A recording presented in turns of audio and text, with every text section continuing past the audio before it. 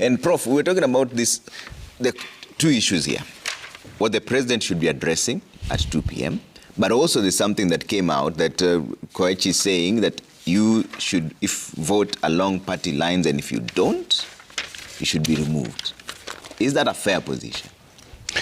Trevor, let me just in response, before I respond to your questions, in response to what Willis of Safina said, you called him deputy party leader, I believe, of Safina. Trevor, we must demystify the state of immigration within East Africa, even as we deal with the Besigye issue. We, all Kenyans, have East African passports.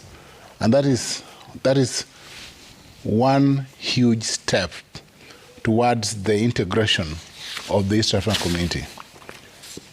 And therefore, that means that movement within East Africa is therefore open to every East African without discrimination.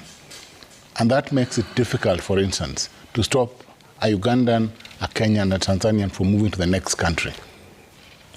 So that explains the possibility that these Ugandan mercenaries who came in to abduct Besigye would have just come through using the East African passports. They came through, they drove in and left with him.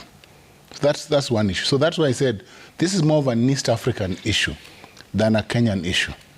And so you cannot and should not blame the apparatus here on how movement in East Africa. In any event, we have you remember in 2015 we have the protocol on the free movement of persons, goods and services within East Africa, moving towards the federation. You know, we are moving in stages within the integration process as contemplated by the Treaty for the East African Community 1999.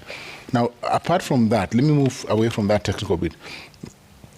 On the other question that he said, that we had abductions for these individuals from Turkey, we then said it was clear that 3 or 4 of those Turkish nationals were released when the security forces found that they had passports from the UK.